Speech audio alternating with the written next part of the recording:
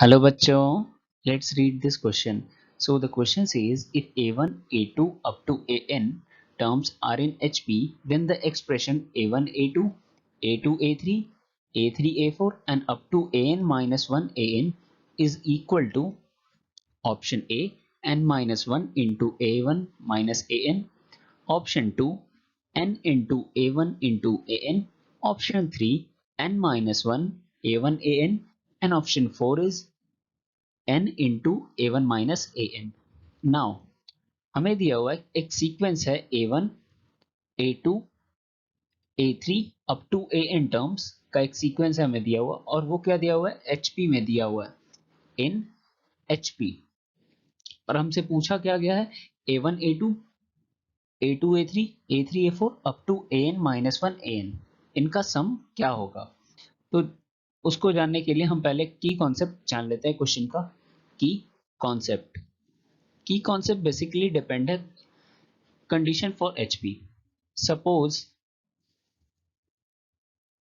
x, y और z HP में हैं, आर इन HP, तो हम कंडीशन फॉर HP क्या लिख सकते हैं। Condition for HP is equals to 2 upon y is equals to 1 upon x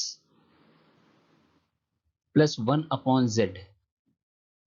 इसे हम एक और तरीके से लिख सकते हैं, कैसे। Let me write y is equals to 2xz divided by x plus z। हमने किया क्या, बेसिकली जो मिडिल टर्म है उसको रेसिप्रोकल में रखा है, हमने 1 upon x plus 1 upon Z को ऐड किया है ना।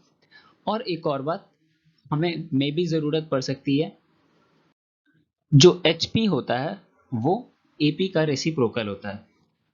सो नाउ देखते हैं, हमें दिया हुआ है A1, A2, A3 up to AN are in HP।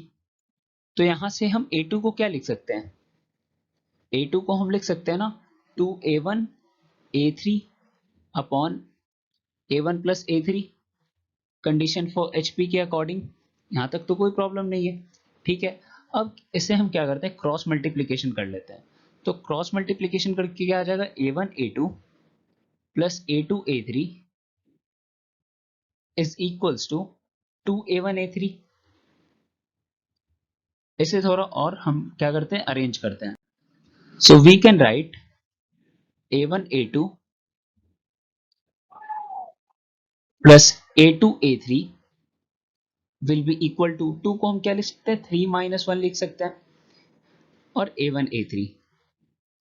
इसे हम इक्वेशन नंबर 1 लेते हैं और यहाँ कुछ नोटिस करते हैं। यहाँ हमारा लास्ट टर्म क्या आ रहा है, A3 आ रहा है ना, और यहाँ हमारा A3 है। एंड सिमिलरली फर्स्ट टर्म, और हमने क्या n माइनस 1 यहाँ किया हुआ है। अगर हमारा n3 है, लेट अस सपोज कि n3 है, तो ये n माइनस 1 काइंड ऑफ लिखा हुआ है ना। So I am not writing here, will see it letter.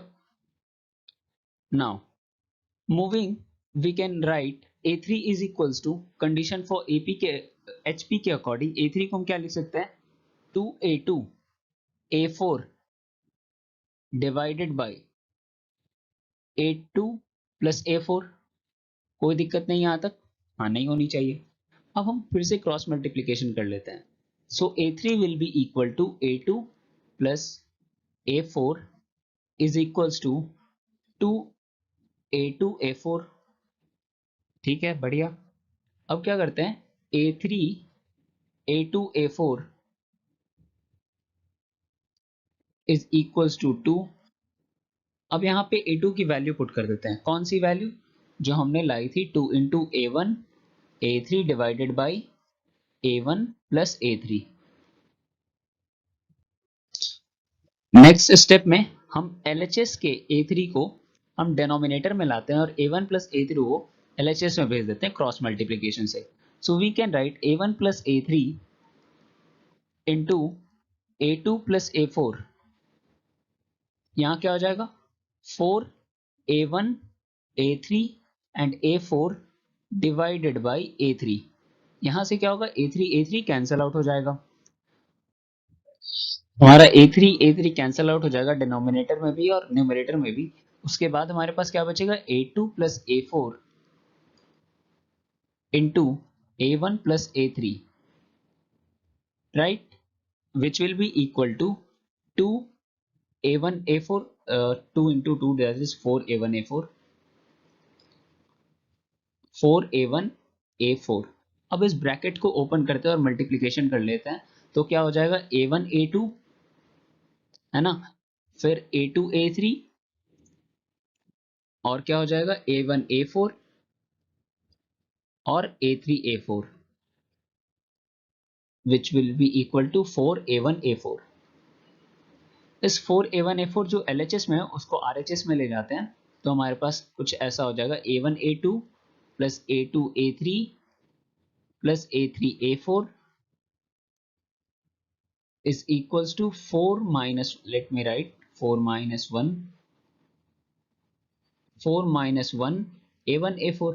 हमने क्या किया, a1 a4 को कॉमन ले लिया, ये 4 minus 1 बचा। ये इसे इक्वेशन नंबर 2 ले लेते हैं। यहाँ टोटल टर्म्स हमारे पास कितना था, 4 था, है ना, और यहाँ ब्रैकेट में भी हमारा क्या है, 4 minus 1। तो एक चीज समझा जा सकता है, अगर हम 1 और 2 को कंपेयर करें, कंपेयरिंग 1 एंड 2, 1 में हमारा क्या था, 3 टर्म्स था, ए थ्री तक था ना, तो यहाँ 3 माइनस 1 आ रहा था, और जब यहाँ ए फोर आया तो ये 4 माइनस 1 आ गया। सिमिलरली जब यहाँ n होगा तो ये n माइनस 1 होगा। इतना तक समझ में आ गया, तो n माइनस 1। नाउ a1 उसमें भी था और a1 इसमें भी है, सो हियर a1, और वहां पे लास्ट टर्म कंसीडर किया जा रहा है, जैसे यहाँ पे a4 हमारा लास्ट टर्म है ना, ऑल्दो ap का लास्ट टर्म नहीं है, बट यहाँ जो हम देख रहे हैं ए वन ए फोर, है ना, सो फोर जो है वो लास्ट हम ले रहे हैं, फोर्थ के आगे हम नहीं ले रहे हैं, ए फाइव नहीं ले रहे हैं, और वहां पे ए थ्री के आगे हम नहीं ले रहे थे। तो सिमिलरली जब हम एन टर्म्स तक जाएंगे तो यहाँ हमारा क्या आना चाहिए, ए एन आना चाहिए, और इस अकॉर्डिंग देखा जाए तो हमारा एपी भी चेंज हो जाएगा, है ना, यहाँ पे ए थ्री ए फोर तक आ रहा था, वहां किस तक आएगा, ए N minus one two A N तक आएगा, और बाकी टर्म्स तो एज इट इज रहेंगी, A one A two plus A two A three plus A three A four and up to A N minus one A N, और यही हमारा required answer था, n minus one into A one A N, which is option 3। So the final answer of this question is a1 a2 plus a2 a3 plus a3 a4 up to an minus 1 an is equal to n minus 1 into a1 into an. And option 3 is correct, and we have got this answer by using our key concept of condition for HP, which says if three numbers or three terms are in HP, let us suppose xyz, then y is equals to 2xz divided by x plus z. So I hope you understood it well. Thank you. Best of luck.